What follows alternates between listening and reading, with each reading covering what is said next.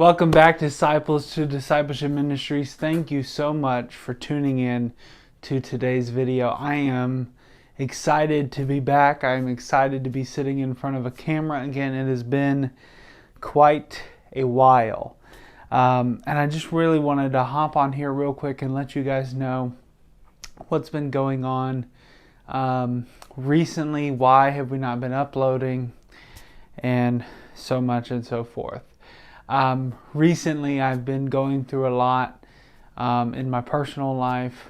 I have been dealing with a report. I'm actually still waiting on a report.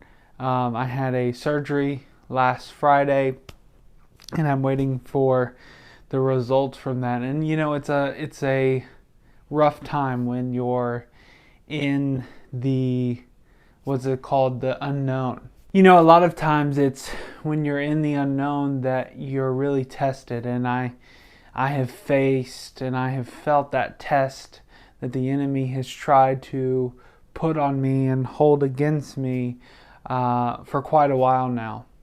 You know, do I stand firm in my faith or do I fall? And you know, it's really something spectacular. You know, I was telling somebody recently, it's kind of funny the timing that all this happened. You know, I recently, as you guys know, I'm sure, I hope that you've been watching the series on Job's life. Job had things happen to him, and it was his moment in the misery where he would refuse to curse God. He refused to talk, to curse him, and he fought and he fought and he stayed strong in his faith. It's interesting to me that this is coming up right as that series was ending. You know, I have the rest of those parts recorded and they're ready to go, but then this kind of came out of nowhere and became an issue. And I think it's so interesting, you know, as we wrap up that series, that this is now happening. So I really had to do a lot of soul searching, and through friends and family and just constant encouragement, I realized, you know what, I have to remember what Job did.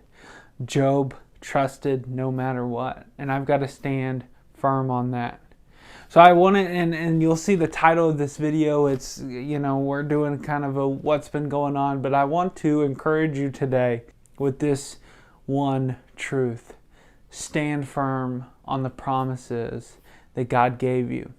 You know, in my life I have to, and family has been a major deal right now for me, of course, you know, waiting on a doctor's report to see what's, going to go on and what the next step is. And you know, I have to believe more in God than I do the call I'm waiting on. I have to believe that God is going to use it and He's going to turn it into glory for Him, and I'm going to help somebody. I'm going to preach. I'm going to reach somebody because of what I'm going through. I don't know what it is. I don't know what's coming forth in the future, but what I do know is that God has made me a promise, and that promise is that He's called me. He's called me to minister. He's called me to preach and to save people.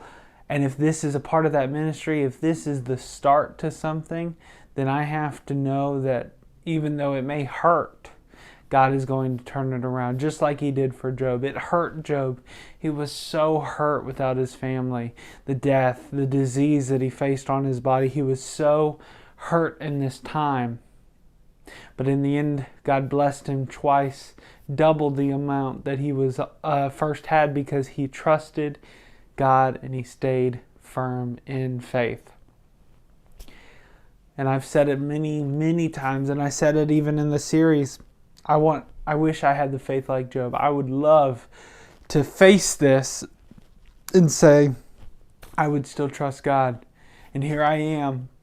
The devil's attacking me, and the enemy has come against me, my family, and my body. And you know what? I have to say, you know what? Devil, you're not going to win, because Job has shown me how to trust in Him. So I'm going to trust in Him. My own I literally just read about it. I mean, it's amazing. And, and I'm still, what I want to make a point is, are you going to worry? Absolutely.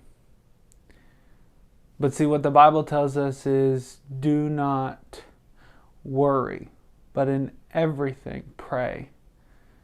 Talk to God. You see, because, and this is how I feel about worry. Worry is a one-way conversation between you and yourself. Prayer is a conversation between you and God. See, if you spend so much time talking to yourself, you'll overthink it. You'll raise your anxiety level. You'll raise your fear. All you will be focused on are the what ifs and the negatives and whatever. But see, when you pray, when you flip over to prayer instead of worry, when you flip over to that side where you say, God, I want to talk to you through this. I need to talk to you through this. Then God, you'll bring him your worries and he'll go, but look at my promises. That's just what he does. And it took a very special person to tell me that, you've got to remember that he's called you.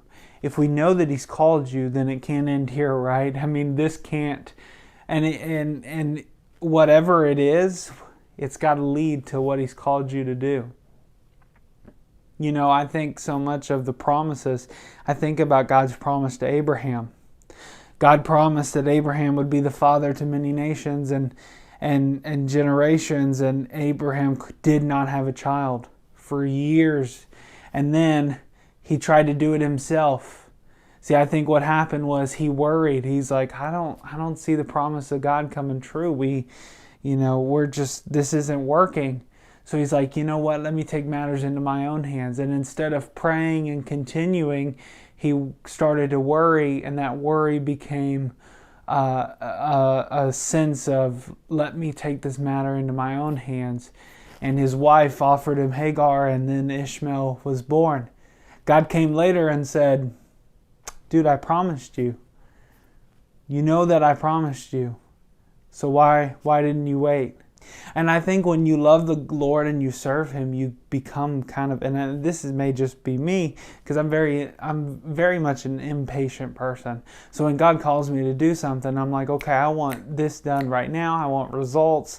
I mean, when you called me to minister, okay, give me a big church, a big congregation. Let's do this. But sometimes you gotta build your stepping stones. You got to build your foundation. You got to start laying the foundations that will grow you into the calling. So you may not be perfectly in that calling that you feel and that God called you to. You're like, God, I don't know why I'm at this job, because I know you've called me here, but why am I working here? But you don't know, because it may be the people that you reach there, that you practice how to reach people, and you learn people, and you learn how to minister to small groups, and then you start to realize, hey, if I can do this, then I can do this. And the trades and the talents that you're learning at this job are going to help you transcend and be successful in this job.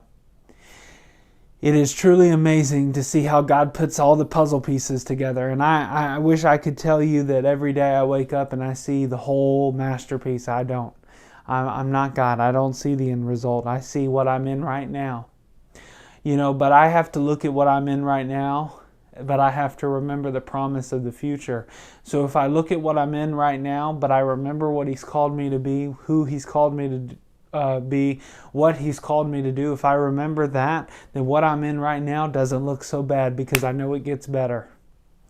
And I mean, isn't that amazing? So what I want to encourage you, and I'm talking to myself here. You may think, oh, he's talking to me. I'm talking to myself too. A lot of time the messages I give are messages that will speak to me, or I've had to speak to myself, because I've had to make myself believe it.